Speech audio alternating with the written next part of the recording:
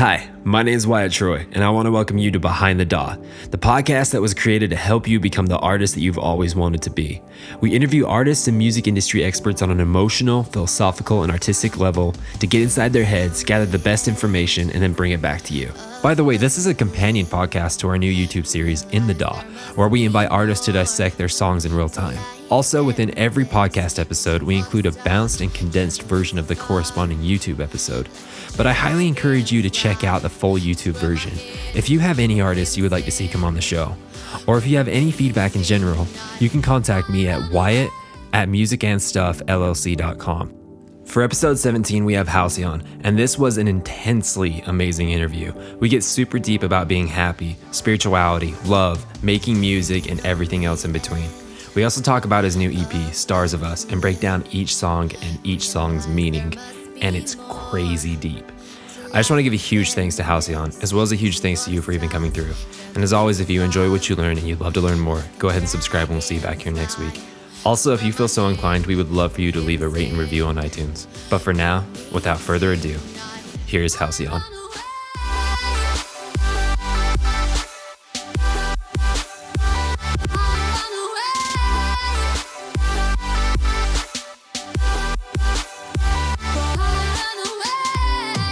I just want to welcome everyone back to Behind the DAW. This week we have Nick, who also goes by Halcyon. How you doing today, man? I'm doing good. How about you, man? Dude, I'm doing fantastic. I'm stoked to have you. He's calling in from Germany? What part of Germany? The western part, close to Netherlands and Belgium. Gotcha. How do you like it there, man?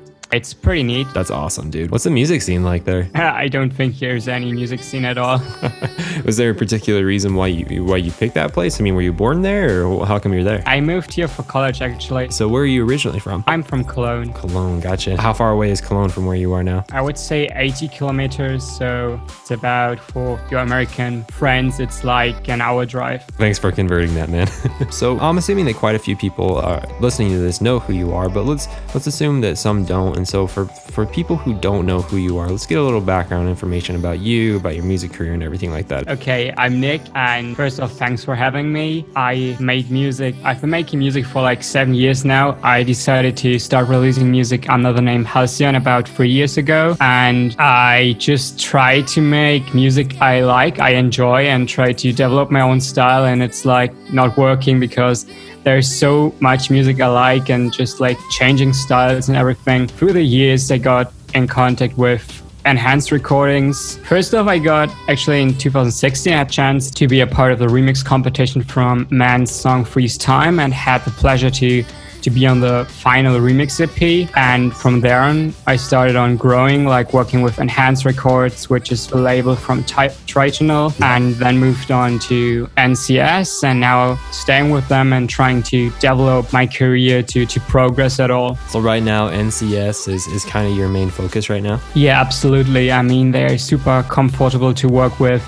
Their support is crazy good. Like, the community is so supportive. It's just like working out right now. Brought up that the last couple of years, last 3 years, been going by Halcyon. Where did that name come from? First off, what does that name mean, and where did it come from? Halcyon means something like tranquility, like peace. And I was looking, like before years, I was already making music. I haven't put out music because I couldn't find a name I would identify myself absolutely with. I had like so many ideas, but nothing was like 100% what I wanted. And then like I found this word somewhere and was like, oh, this is looking good. I mean, like if you have a name, you want to make sure it's looking good. And then you want to also make sure it has like a meaning behind it. And then I looked out and it's actually coming from Old Greek, and there is even a story about a person called Halcyon, which is like an old Greek word where it's coming from. And now Halcyon is used like if you talk about something like a memory or something like a dream, and like Halcyon is like peaceful, like harmony, tranquility, and it's like just what I feel is in my heart. Like this is what I want to spread with the world, like peace, happiness, and yeah, that's basically it. Dude, that's amazing. Okay, so this is really interesting because I'm going through the same thing that you went through. So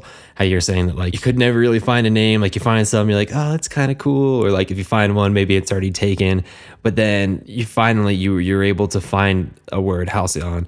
and like that looks good, that's pleasing to look at, and then it's pleasing to say, and then you look up the meaning, you're like, that's it, that's the one, right? Is that kind of the story behind it? Yeah, exactly. Like I just had this word, did some research, and was like, "Yep, I go with this." No, I stopped looking for anything else. This is what I want, and then I went for it. Dude, that's amazing. So I'm still in the stages of trying to find something that resonates with me. So do you have any advice?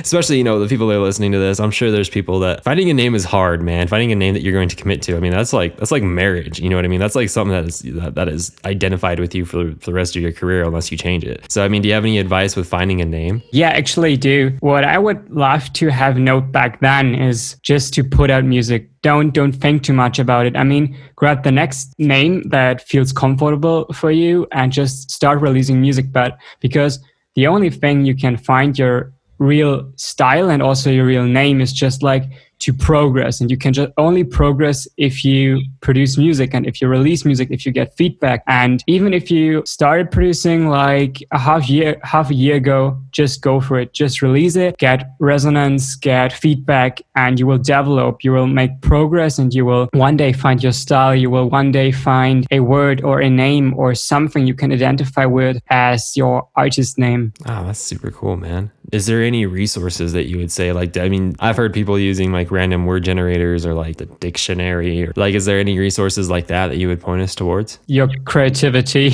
Cool. Okay. I mean, the coolest words are words that don't exist at all. Maybe you find a cool word like I did, a cool word like Halcyon, but if you can come up with a new word and can give those letters a meaning with, like, you take a new word that hasn't been existed before, and the meaning behind this word is just your music. And this is like meaning way much than finding a word which has already a meaning, because you can give this word a meaning. That's actually really, really smart. So let me ask you about your brand. So with everything on Halcyon that I've seen, I always see this, I guess it's a type of bird, right? That's what I'm looking at. Yep. Tell me about that. What is it? What does it represent? It's actually a funny story. When I started writing my EP Stars of Us, I had this graphic designer and we were working on like ideas for the cover artwork and stuff. And then we talked about like deeper stuff, like deeper meanings, and had actually talked about the word Halcyon. And when she Googled it, a bird came up. And then we were like, birds, this could be like a branding. This could be like something special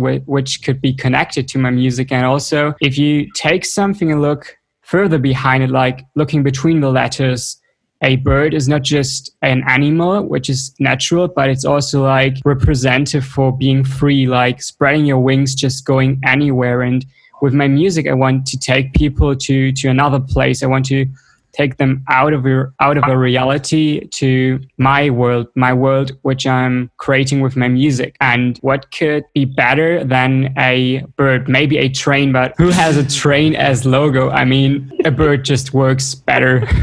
I'm glad you went with the bird, man. The bird. I agree. The bird stomps the train, man. That's beautiful, dude. So that's amazing. So that's kind of been your symbol thus far, right? And like all of your cover art and everything has kind of just been contributed around this bird, right? And what is there a specific type of bird that it is? I have actually no idea about like different birds, so no.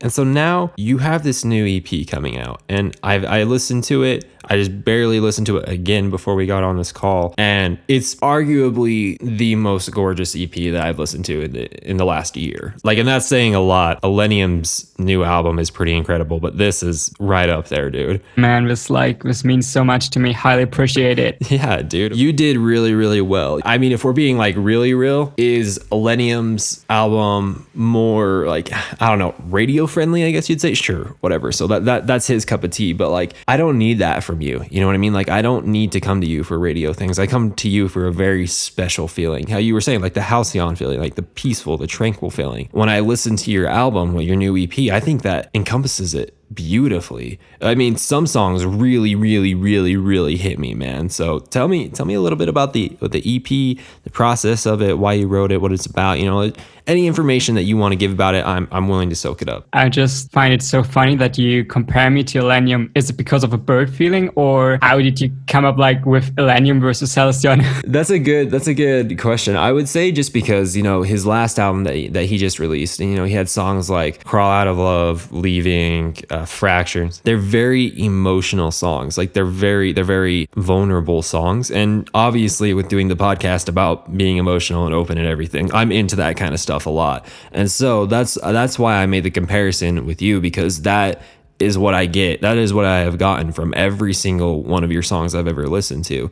It's open, it's emotional, it's just like, I don't know, it's welcoming. That's why I compared it. Yeah, I feel so honored, man. You deserve it. Oh, thanks, man. Let's hear a little bit more about it. Yeah, about the story behind it. So actually, I started it like about 3 years ago. I had this idea of doing an EP, which is not just like a collection of songs, but which is telling a story. I started like writing so many songs, skipped the songs, and like this EP was at one point 10 songs long, but I decided to put them aside because the more songs you have, the more story you can tell. But the more story elements you have, there could be parts like boring. If you're looking a movie or a film, like there are like parts you just look at your phone and checking mails and stuff. You notice this part isn't necessary to tell the story.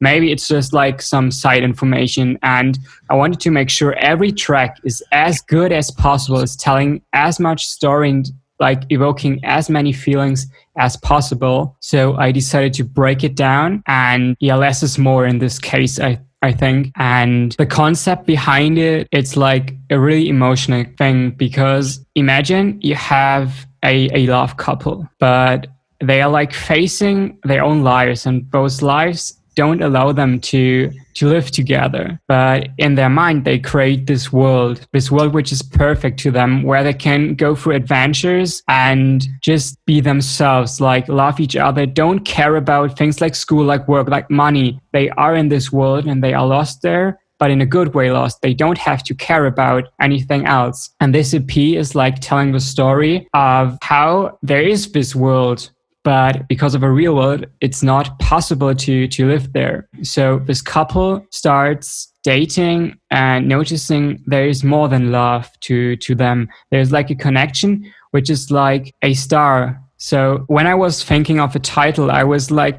thinking a bit of the movie The Fault in Our Stars, because in the German translation, the title is like The Destiny Falls. So it's super interesting how this concept of stars could mean destiny as well. So stars of us actually means the destiny of us, but not just in this world, the destiny of our souls, how they travel through each life, and they always will find each other. And at one point, maybe they have to live hundreds of lives, but at some point they will meet each other and don't have to care about anything. They will be able to enter this world of peace, tranquility, and love, and don't care about stuff. Sweet mercy, Nick. Like, that is gorgeous, dude. Like, even just you telling me over Zoom is like, dude, like, where does something like this come from? I mean, like where did the idea of that even come from? Actually, it's part like of my own story. And I believe, I mean, sometimes I feel uncomfortable about talking about things like destiny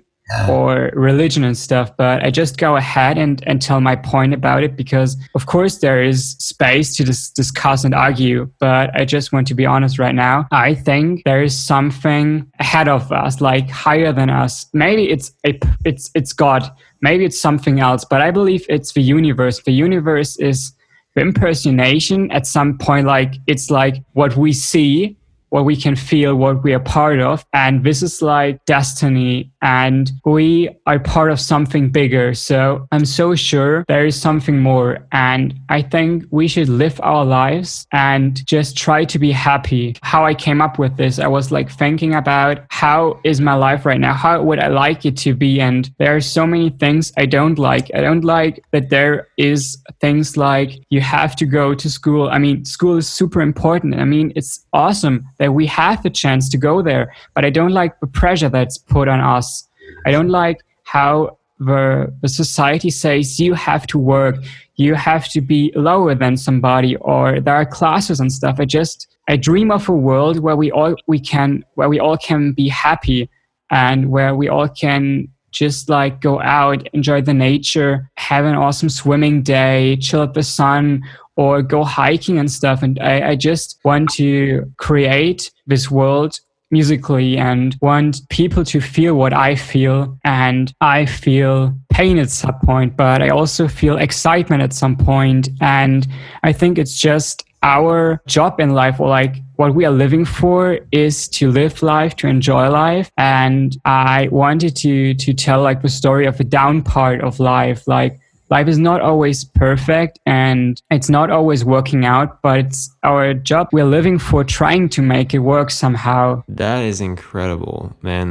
Like, thank you for opening up about that. As you know, on the podcast, like, this is what we live for. Thank you so much for going that deep. Question for you with it then. So how you were talking about the story of this, this couple that basically created a dream world for them to live in. So first off, like, that gives me cold chills, because that's such an amazing idea. Like, Nick, that's incredible. And so I guess what I should say is that, like, my assumption when I heard that is that, yes, that's coming from personal experience from you. And so when I think about it coming personal experience from you, I kind of picture like a Romeo Juliet kind of thing with, like you and another woman. I mean, am I correct? Has this kind of situation happened with you and another woman where like you want to be with her, but for whatever reason you keep getting pulled apart, kind of a thing? Yeah, it is. It's actually with my best friend from high school. We started like dating when we were 15 and have been good friends before. And I'm in this person, I see like more than just a friend or just a lover or a partner. I see this soul is like, has a connection to mine. I mean, this is super cringeworthy at some point, but I just feel like I feel home at this person. I don't think home is a place, it's a feeling. And when I'm around with her, I feel like this is what I want to feel every day. But I had to move away for college. She's doing her thing, and we just decided it would be best if we focus on our lives to end the project of developing as a person first, before we can even starting our project together. It's like we ended this chapter to at one point continue, but we didn't want to be just a couple who breaks up because we start arguing or don't have time for each other. So I'm assuming that you going through that, and it's not cringeworthy at all, by the way, when that decision was made, that basically, I would like to say maybe you guys kind of like put things on hold, I guess you would say. Would that be a correct term? Yes and no. I mean, we wanted to do is like putting away the pressure of you have to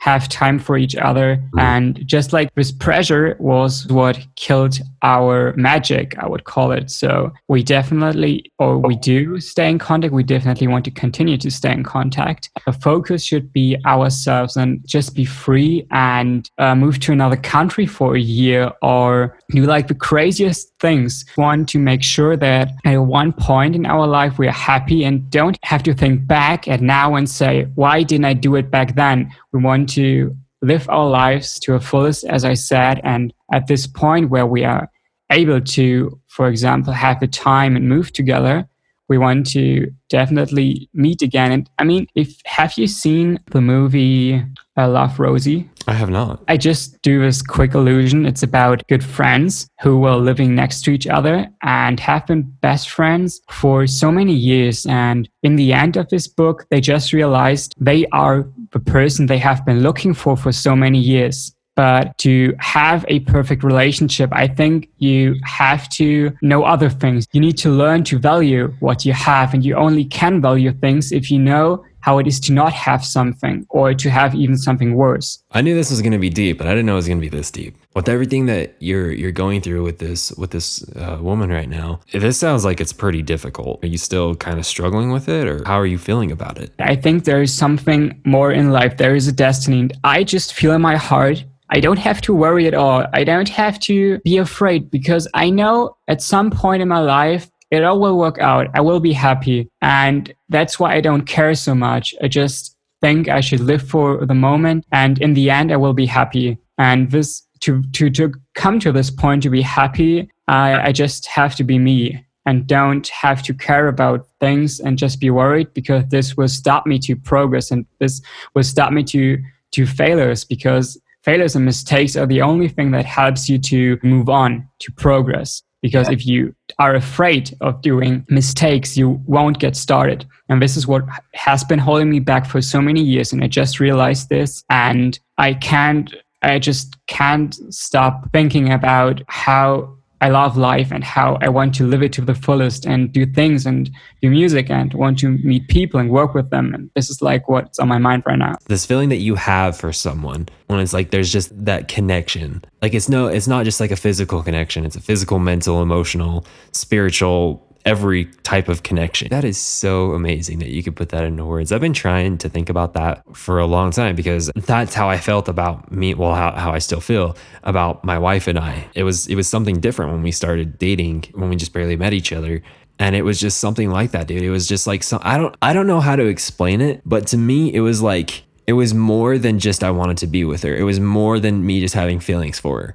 It was like remembering memories that I never remember remembering. I don't know, like memories from a past life or something that just like came back up. And it was just like, there's a connection here. And I have no idea why. You know what I mean? Is that kind of what we're talking about? Yeah. And I totally can understand you, because when I looked at your profile picture on Facebook, so for the people out here in the podcast who are listening, he has a profile picture of him sitting with a guitar and has his wife sitting next to him. And this is like so freaking cute. And I knew this guy has it. This guy has what makes him happy. And I definitely want the same thing. I want, like, you don't have to worry about things. You just be happy. And this is like what your profile picture sent me emotionally.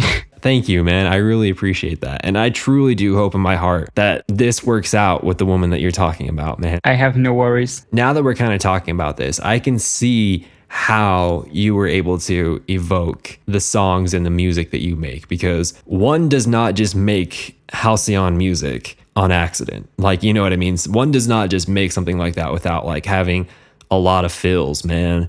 And you are a fills factory, dude. Like, you did mention something a little bit earlier that I wanted to touch on, and that's your spiritual beliefs. Tell me more about that. You say that, you know, like this bigger thing that you believe in. And quick note to anyone who's listening, as you know, I'm Mormon, so that I have my spiritual beliefs. But really quick, we're not forcing anyone to believe anything. This is just our personal beliefs. This is, we're just having a friendly spiritual conversation, and we're not battling anyone. We're not making fun of anyone. We're not putting anyone down. This is just our personal beliefs. So if you don't want to listen to it, that's great. If you do want to listen to it, that's great. So with that being said, tell me about your spiritual beliefs, man. My spiritual beliefs. So I had like lots of experience with like church and stuff back then, and I just didn't feel comfortable with it, because I'd rather be alone and think about life than being together. I mean, church is incredibly helpful for so many people, because they find a community where they can like talk about things, how they feel, and like they help each other.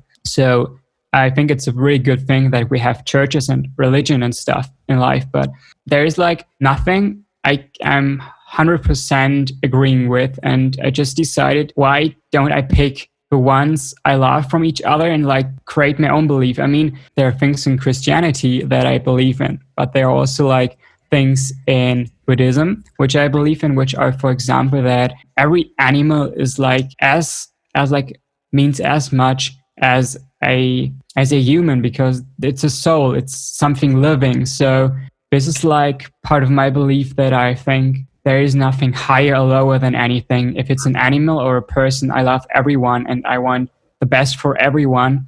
And my belief just works out like this, that we are all the same and that we have a reason on this planet. If we are a dog or a person, we have a belief and we have a reason. And the reason is to be happy. And our way to happiness is what we decide to be, what we decide to do. But in the end, there is something like a destiny that shall happen, but it can only happen if we work for it. So it's not like you just do nothing and in the end you're happy. No, it's just like believe in yourself, work hard, work what you are thinking is right, do what you're thinking is right. But what's super important to this is like be tolerant. Like if someone has a different opinion, he has it, you can't change him and you have to deal with this. And to reach like the thing, like destiny is for me like a goal, and you have to work for it to be happy. And the reason I'm not afraid of my future is because I know I'm working hard, and at some point there's something like karma. If you're working hard and be kind and be nice and help other people, life will give back. It would be so wrong if you are the nicest person, work hard, and then in the end you get nothing. It's kind of like a paradox to me. Even if you're a nice person and happy, other people will give back to you, which helps you to be happy yourself. Like the reactions I get from you are like making me so happy right now. The reactions I get from people who listen to my music makes me happy. Or even if I'm like at a supermarket and open the door for an old lady, this is like brightening up my day because I knew I did something which makes this world better, because there are so many people who have a wrong mindset and just do bad things at all, in my opinion. And the only thing I can do in life is like trying to spread love and happiness, and this is what I want to do, and that's like what I'm working for. You seem like a very, very good person, and a very happy person on top of that. The people that I've met in my life that are like that are like you, usually are not born that way. They usually as they're growing up, they go through tragedies or they go through really hard times, and then that's when they decide this isn't the right way, there has to be something else, and that sets them on their journey to find happiness and everything. Are you like that, or were you just born this happy? I wouldn't say I went through a real tragedy in my life, but I think I have never had a place in my life. Like, I'm sure like these kind of people who found a sport at like 5 or 6 years and like continue doing this, or like playing an instrument. And I was like, I love everything and I never fit in. There was never a group at school, at high school, that I 100% fit in, because I had like my own mindset. And I think the only way working around is like trying to be me, and this is like me. And I wouldn't say I was born totally happy. I had like a lot of influences, like my parents, which I'm so happy to have, because they are like, if I have an idea, like I want to do this or that, they are like, yes, do it. We're behind you. We want you to be happy. So I think my parents are the biggest inspiration I had, but I met a lot of people. And actually also like watching YouTube, like I found this YouTube channel called Jess and Gabriel, and they are like kind of the same mindset as mine. And I'm like, okay, I'm not a weirdo. There are also people that are like that, and they are spreading it. They have like 1.8 million subscribers. There are people who agree with them. So I want to be also one of these kind of people who just share like love and happiness. And I think we can all make this world better if we are tolerant and love each other in a way that we like respect each other and help each other to just make everyone happy. So just so that I understand, correct me if I'm wrong, but what you're saying is, so like you've kind of always had this underlying feeling of happiness, of love, of this want for light kind of a thing. But like as you started getting older, going to school and whatnot, you noticed that you were different because of that. And so you kind of like, you almost like felt like you wanted to hold that in a little bit to kind of fit in. But then when you found these people on YouTube, like you were talking about, that were like you and they have a huge following, you're like, hey, there's other people out here like me. I can be me now, kind of thing. Is that what you're saying?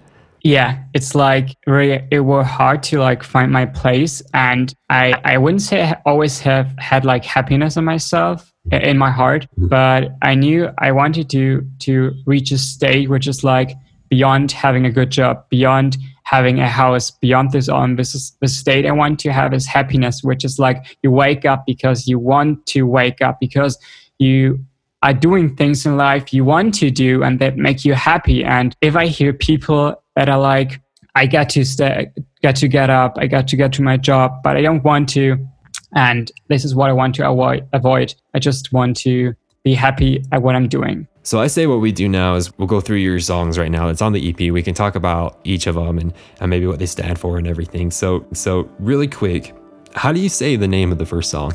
A quiver. Is that like a quiver when you shake kind of a thing? Yeah. Ah, okay. So how did you come up with this title, with this song? What's the song about? It's actually about the feeling, the emotion that you feel if you hit every green light on a road. This feeling like you're shaking, but not because of a bad reason. You're shaking because you're so full of energy and so happy and just can't stop and just want to go on and like do things and stuff. And this is what is the feeling I wanted to start the EP with, to have someone like catched and they want caught, to have someone caught who want to continue listening to the EP, who's like, wow, this was like, I'm ready now, let's go on. The emotion are there. And this is what I wanted to evoke with this song. But it also stands for me like, when you start an adventure, you want to start like you're ready for it.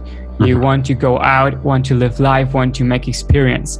Throughout this adventure, there will be points which are like really hard and you're like struggling. But when you start an adventure, you're ready for it. And this is like the feeling of a quiver. How does a quiver move into the next song, which is called Stars of Us, sorry. Yeah, then you have this feeling, and Stars of Us is already like starting with a kind of drop thing. So you have like energy that's flowing, and then it transitions to the part where the vocal starts and starting to tell the story. And Stars of Us is for me like the feeling when you start your adventure and you make your first experience and everything is working and it's just like, okay, I did so many things, I want to continue, it's working out, and you're happy with what you did. Like you're proud of yourself in a way that you actually achieved something, that you actually did something. And this is like what I wanted to have in Stars of Us. And then the next one is Beyond. So what's going on with Beyond? So this is track number 3. Yeah, Beyond is the point when we are like meeting the middle of BP. I had like, there's when you're like reading books, especially, or watching films, there's like a way a story is written. So it's mostly like you have the start, then you have like where in the start you like everything's like introduced to you, and then it's like starting off telling the story and things are happening, and then at a point everything goes wrong. This is like happening in almost every movie, everything is going wrong. And this is like what's kind of Beyond and Snow, my words, is story-wise about. Like in this composition, Beyond is like you just went further away that you ever have been. Like you've been to new places, and I think Beyond is like really extraordinary when it comes to like the sounds I've used. It's kind of like mixing so many things, like atmospheric stuff, like Porter Robinson vibes, like puppet vibes and stuff. And this is just like you have something new, but you don't know how to feel about it. Is it exciting or is it making you afraid of something? Like, because new things are not always something great, or you don't feel too great about new things, you just are afraid. So you mentioned the next song as well, which is Snow, My Words. I'm assuming that Beyond and Snow is kind of relatively the same vibe, because that's when I look at those two words, that's kind of the same vibe that I'm getting. Like things are going wrong, things are hard, kind of thing. Is that correct?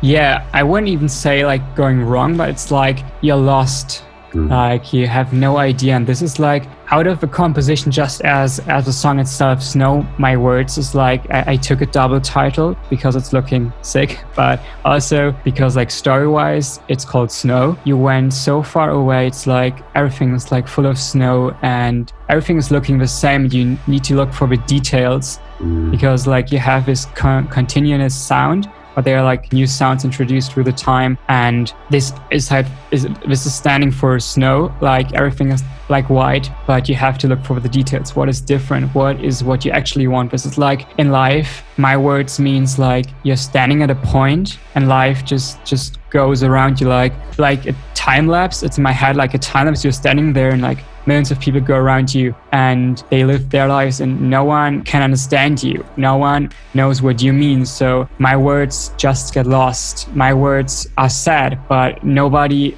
listens, nobody understands me, and I feel lost in this world. So this is like what it means. And then moving on to Goodbye, which, fun fact, is my favorite song on the EP. I mean, all of it is amazing, but this one there's just something about this one that is just takes my soul. Tell us about Goodbye, man. Yeah, Goodbye. It actually started like I was in contact with the singer, which is Miro, actually. I can highly recommend him. He's so freaking talented. Dude, he's insane. And he sent me over a snippet of a song he was working on, but he was like, I would never finish this. I don't know how this fits to me. And I was like, man, I love this. Let me make something out of it and let us create something new. And like, he had these vocals and I loved them. And I built something new around it and gave it a new meaning. Like in the end, he was like, oh wow, I love this song. It's so different from what I started. And for me, this song means like it's telling a story. And actually we have on the vocals Miro,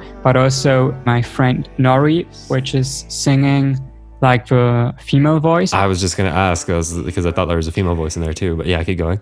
If you draw an image, imagine you have like two towers of a castle, which are like far away from each other, those two castles. And in one castle, there's this boy, in the other castle, there's this girl. And they are like having the same emotions. So they're singing the same song, but they are so far away from each other. And they wish they would be together at a place, like this place I told earlier about, which I want to draw with this EP. And Goodbye is just like the song that represents the feeling of being so far away and you wished you would be closer. And it just like, it's a really sad song actually, but I decided to stay like with positivity and major chords and stuff to just like tell like a goodbye is not always something bad, because a goodbye is nothing like you close a book when you end a chapter, or you end a chapter and close the book. It doesn't mean you throw this book away. It means at some point you open it and continue. And this is like the funny connection between goodbye and forever. You could say goodbye forever, but actually it is goodbye as its own chapter. And then forever means the connection, which is forever, not that this goodbye is forever. That is insane. So, and then to finish this off before I get to my comments about all this. So forever, that is what forever is about. You said it best. Go ahead and say it. Yeah, forever, it's about like this feeling, like if you listen to it, it just feels so amazing. And I love this song. It sounds so amazing. I like this song I also wrote with Miro together, because he's not just an amazing singer, but also an amazing pianist. And we wrote this together. Like I had these ideas and like this parts, and he was like, okay, I can make it sound like this. And I added this part. So this is like a really short song of like 1 minute and 39, but it means so incredibly much to me, because it's like showing how life can continue and even end, but the connection stays forever and will continue at another life or any time. But like forever means it's more than just a lifetime. I'm so happy that you went through each song and described it. And really, like every single one of those was amazing.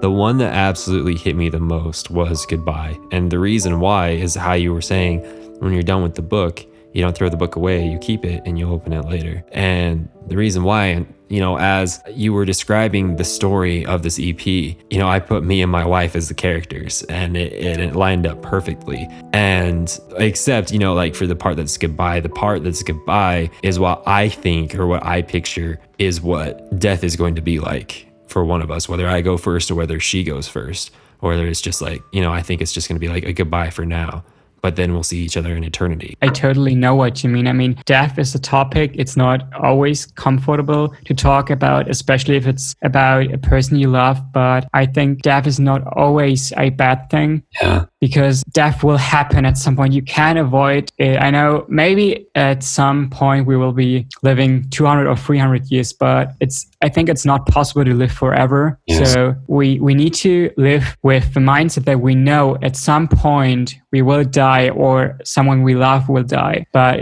if you start this topic thinking this is the end of everything, it's wrong. You need to think like, okay, for now it's a goodbye, but I know my heart and your heart, our souls like will meet each other again. And you just have to let go to meet again, On that topic of death, and I've talked to people about this before. And so a lot of the people that say, like there's no life after this, they try to back it up by scientific evidence, right? There's no evidence of a life after this is usually the argument, right? There's no evidence. Most people just want to think that there is to bring them comfort. So like when a loved one dies or like that help cure their fear of death or whatever. And like, I get that. Okay. Like I'm a very logical person. And so like, I understand why they would say that or why they think that. I do too. But like, to me, you know, like what we were talking about earlier, like how you were saying like this connection that you feel with this person and the connection that I feel with my wife. And I would even say the connection that I feel with my daughter and with my son. I just have the hardest time believing that a feeling that I have for them that is just so profound, that is so deep, that is so amazing and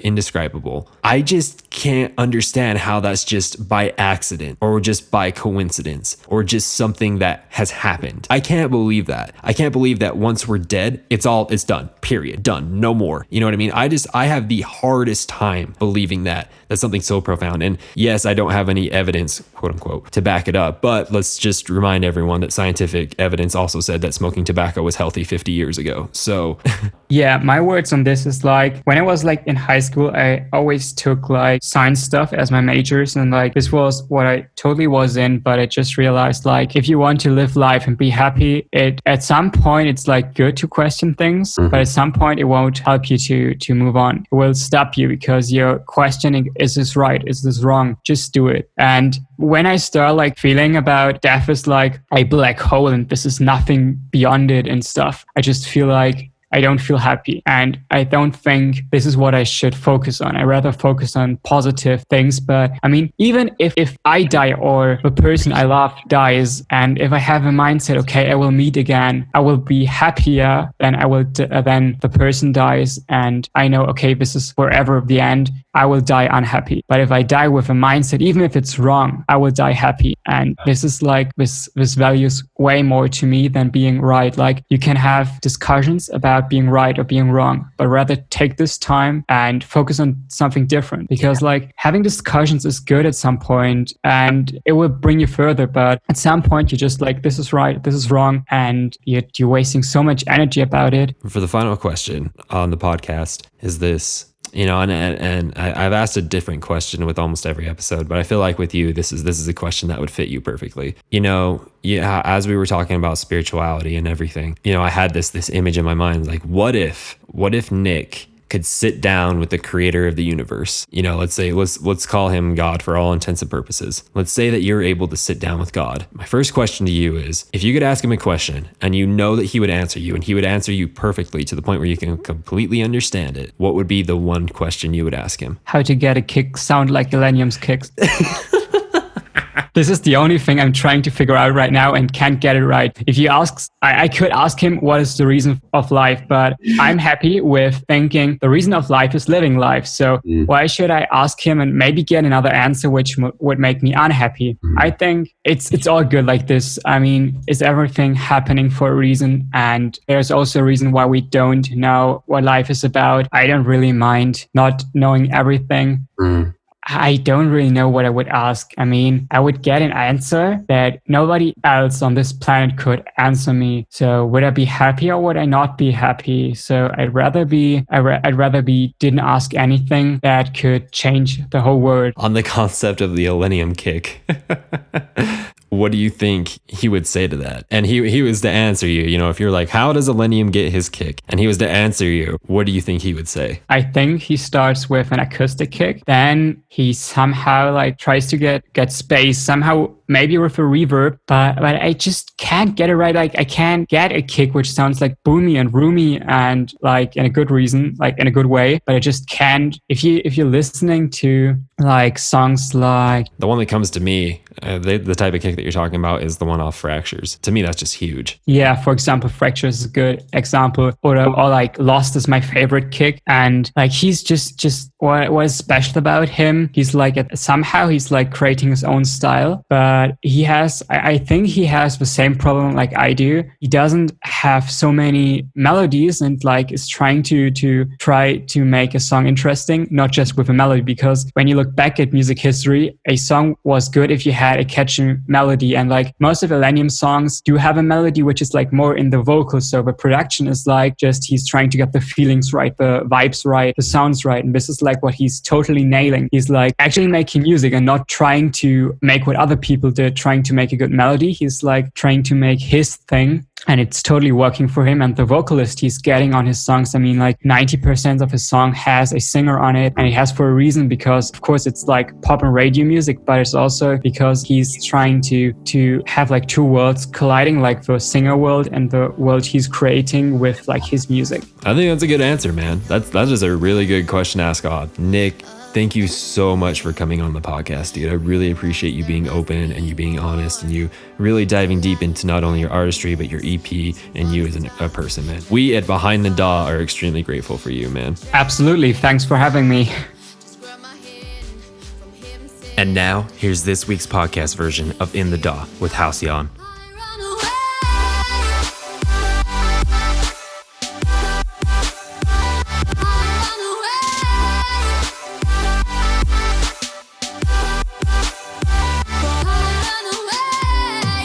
Do you have it layered with another piano? Because it looks like there's two sets of MIDI there. I have layered with strings because pianos are like percussive sounds, and I like to have something which sounds sustained in the background to just give it a contrasting feel and to add more of the electric glowing sound. I have this Mark I classic electric piano from the Contact 5 libraries. For those MIDI, are they all playing the same octave or are different layers playing different octaves? It's actually all the same. Sometimes I adjusted the velocity a bit to make it fit to the instrument, but it's actually all the same, I think. Just left out the bass notes here for frequency and mixing purpose. In the end, it's the same notes. How do you go about like getting vocals to work with the rest of the track? Do you write the track first and then do the vocals, or? I actually work both times, but most of the time it's like I have a song and then pitch it over to a vocalist I know, and we work on a concept. This concept here was like running away from the everyday life, breathing free and like exploring the world. So Valentina wrote lyrics about it to tell the whole story. Then we went over to a recording studio in Cologne and recorded and mixed it there, because she's working in the industry for 4 or 5 years as a vocalist. So she didn't really like the idea to record at my home studio. So we went ahead, took the money and recorded professionally. So to make sure it's like really up to the standards the labels are looking for nowadays. Concerning the vocal, so you went and you got it recorded at a nice studio, got really, really good quality out of it, and good, you just barely got in here, because this is what I was wondering. What does the processing look like after you get it recorded in a very high-end studio? After I got it recorded, I start off with just some basic EQing to take out lows, just to ensure there aren't any frequencies which are clashing with, for example, my sub bass. Then some compression on it. Actually, use those two compressors, and I can't particularly say why I do it this way.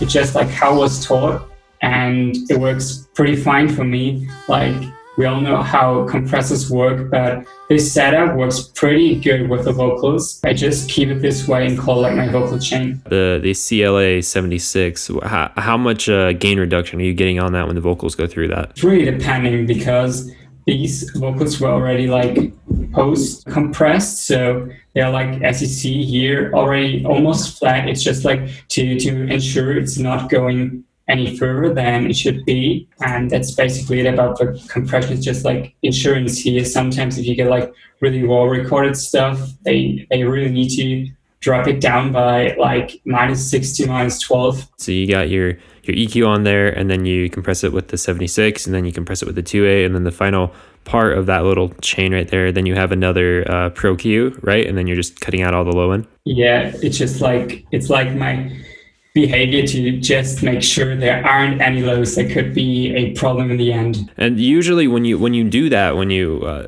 I mean, specifically we're talking about vocals here, but when you do make sure that there's no low end on a specific track, how high do you cut up to? Is it 80, 100, 150? Where are we talking? It's depending if you have female or male vocals, but I usually cut between 100 and 200 hertz.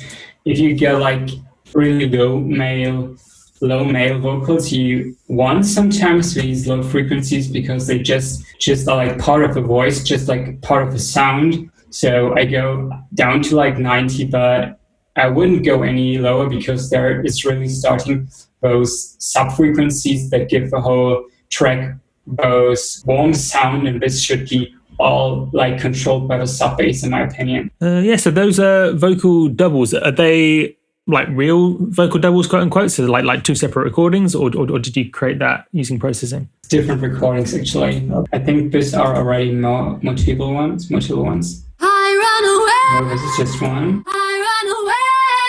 But these are like two different. We actually had like 5 different variations. We decided to keep it a bit more simplistic, because if you have too much, it could be nice on its own, but like you need to have to see all the elements you're using as a whole. So if you have like 5 layers, they could be like too much when you have already so many things going on in the instrumental. I noticed you've got some of the vocals going to what I assume is reverb on the return track. Do you send all your vocals to a reverb, or just some of the layers, or how does that normally happen? I have a vocal shimmer, which is going on through the whole track. It's like just bringing the melody notes of the vocals as a shimmer sound in the background. So it fills up the background sound, so it feels like atmospheric, but still is part of the vocal. Then I have a Valhalla room, which is just like a quite short reverb, which is to give it room. It sounds like this. Dragonfly, keep your secrets there, hide them everywhere. This is the shimmer one. Just you and I run away. This is for the reverb as whole. This is how I go for vocal delay. It's usually I go for 1/8 notes, because they are like spreading wide and quick, so you have some stereo space for your vocals. And sometimes I go for like 1/4 or half note, so it's like this repeating sound, but I wouldn't go for ping pong there. I've always really struggled with, when I have a vocal in a track, to make sure that everything else is kind of moved out of the way frequency wise for the vocal. So at the beginning of the song, you have your piano come in and it's full and it's gorgeous. And then when the vocal comes in, nothing clashes with the vocal at all. How did you do that? I have like different layers. In the beginning, I just play this part now.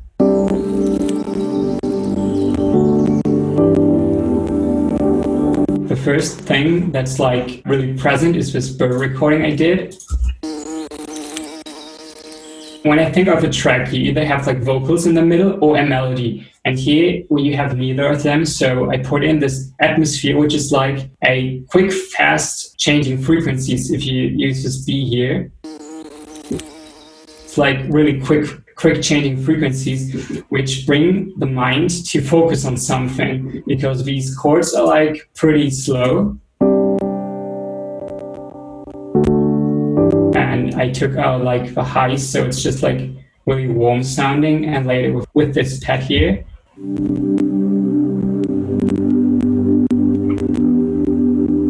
And on top I have this atmosphere sound, which is just like one note constantly playing. Since the rest are changing notes, it just fits like a composition together.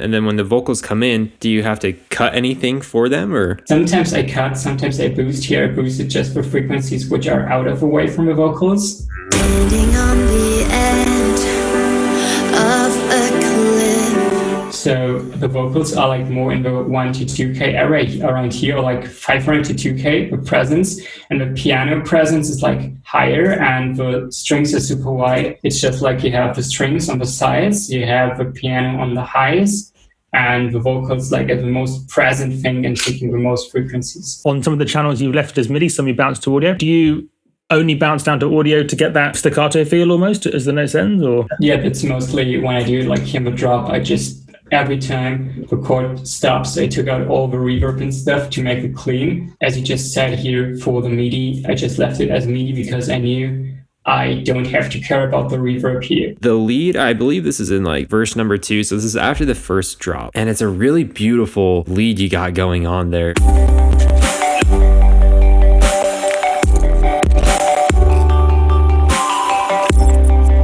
What is that? It's just like sub bass, then we have this weird chord sound.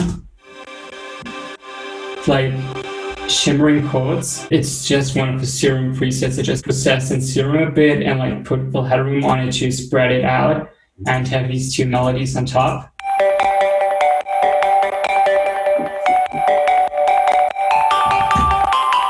And those are like the notes for it. I started completely with just like messing around, build the chords around. What does the patch look like, the actual synth patch look like on that melody that you were just showing us? It's called Raindrops. And I got to admit, like, I used to make all of my presets myself, but I just became a super lazy person and taking like presets now, which are my go-to presets, and just adjust them to fit my whole composition. Just out of curiosity, with this Virtual Riot preset, where did you get it at? Because it's really beautiful. It's from a Virtual Riot Zoom Presets Volume 2. For those who have never gotten anything from Virtual Riot like this before, I mean, do you go to his YouTube channel to get this, or SoundCloud, or how did you get this? He's uploading those to his YouTube channel, I think, and then you need to buy them. Wonderful. Oh yeah, what's that New York channel? Is that for like New York compression? Exactly. It's just like New York compression. If I remember right, you have some really cool like Foley or like textures going on in the background. I love Foley so much. So tell me about your process with this and how you did it. Actually, when I go about Foley, I start like making the basic thing, like half kick, snare, and the melodies going on. Then I go like through different Foley folders I have and just like throw everything in, stretch it, reverse it till you have like, it's like more trying than actually knowing what I do, because this is like the best way you get something refreshing sounding. Yeah. So you just throw in stuff and try out to make it cool, and then you maybe get like an idea how it would go, and then you adjust stuff, and then you get like the whole part going like this.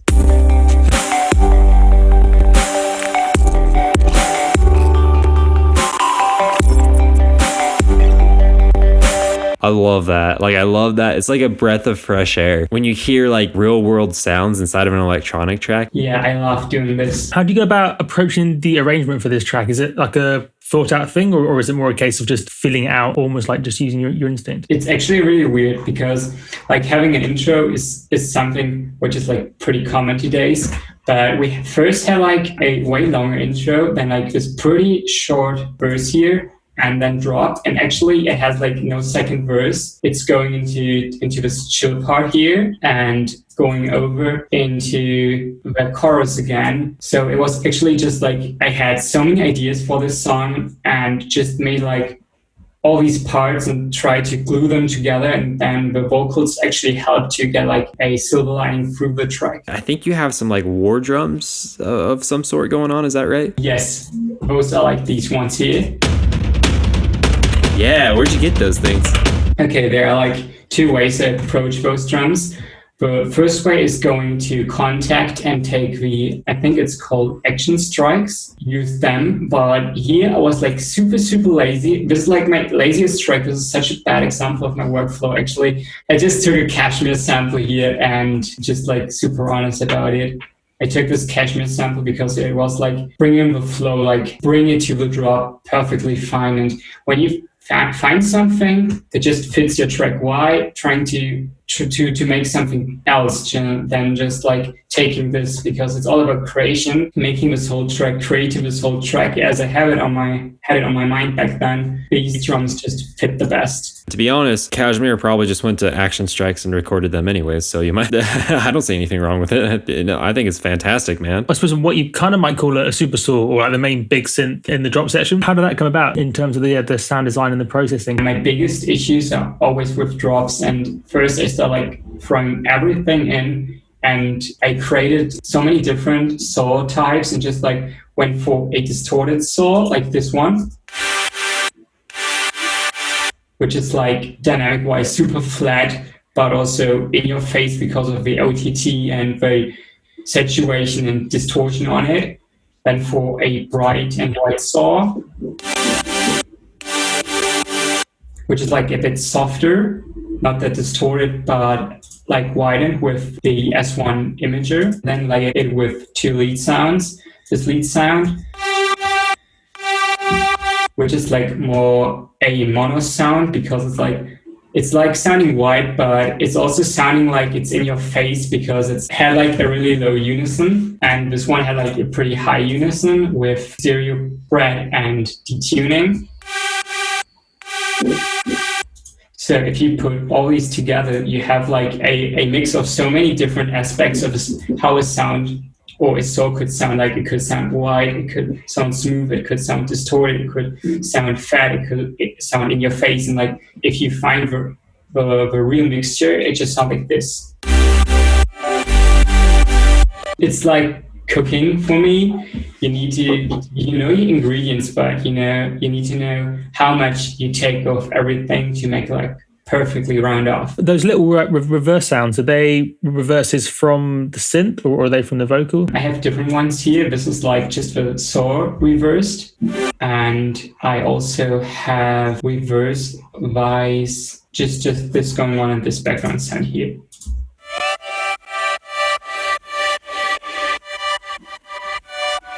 The chords chopped up a bit. What did you find most difficult when making this track? The first problem I had was like getting the drop right, like mixing the ingredients perfectly together, because I had like it sounding weak, it's sounding too bassy, it's sounding not in your face or too wide and stuff. So like this was like pretty hard to me to just get it right. This super awesome sounding drop from 7 Lions Days to Come, and like so many people tried to recreate it, and they had like first just a super saw and stuff. What's in a track, but like to get it sound right is like the most hardest thing in my opinion, to get everything like mixed up that it sounds like big, fat, bright, in your face, but also wide and balanced. And this was like for one of the biggest problems. And the second biggest problem was like getting all the vocal stuff right. I had this track approximately in like 2 months finished, but it took about a year to get the vocal stuff finished. How long over, say, that year in terms of hours do you reckon you put into the track then? I would say about 20 to 30 hours. It was like in these 2 months, and then we had like so many more hours spent in different projects, like recording, mixing stuff. This would also be like 20 hours. Production-wise, it was just like 20 to 30 hours. If you had to recreate this song, would you do anything differently? Absolutely, I would. When I just went through like all projects today to make sure I have like the right project to show off. And I had like a really early version from Fori and me, and we had like so many like cute notes just thrown in there, which made this whole like a less pop song, but more like an electro future-based song, which like would be cool to see in the final product again. But I'm actually incredibly happy about how it turned out in the end. So you're saying mainly stick with the main ideas that you had in the beginning? Is that what you were saying? Yeah, because this song turned out really much pop music more than EDM in my opinion. But that's neither good or bad. I mean, both is okay, but sometimes we just like to do more experimental EDM stuff. Just this one, definitely not. So I think for the purpose of being a pop song, this one fits perfectly fine. Our question to you is, would you like our feedback on your track? Sure, absolutely. I think overall, there's nothing I'd really point out as being like wrong about the track, but just a really minor thing that I personally really like is whenever you have piano chords, like piano chords in MIDI, it's just to offset the MIDI notes very slightly. Sometimes you can do it like just a small amount and it sounds really subtle. Other times you can almost offset them in a audibly heard way. The tendency with people in EDM is to throw everything exactly on the grid, which, in some instances is super dope, but sometimes it just sounds too robot and not enough human, which is where like the term swing comes from, or the term groove. It comes from the imperfections in both amplitude and timing and velocity and so on and so forth. So something that I would suggest, just piggybacking off what you were saying, Adam, for you, Nick, would be how often do you use the groove pool? Actually, I think I have never used it.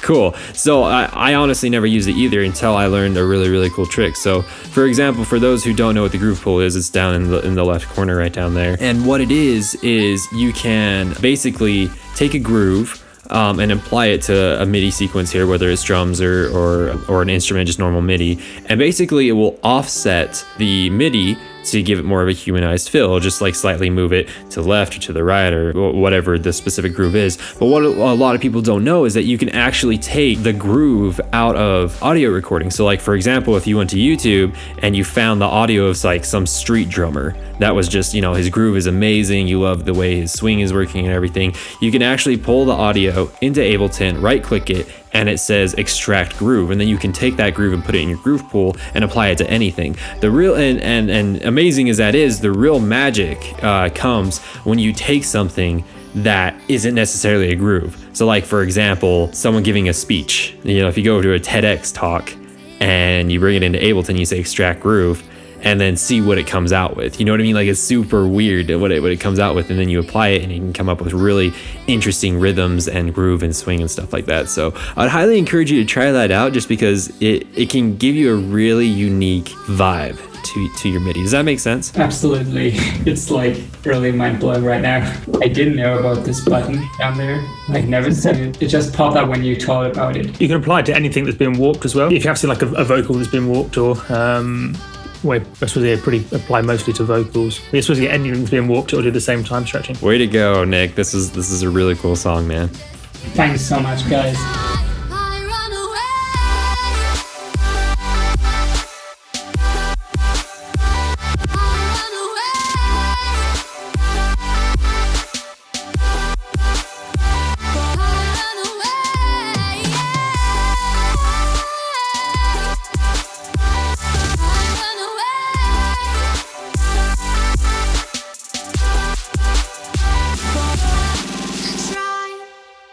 to find a place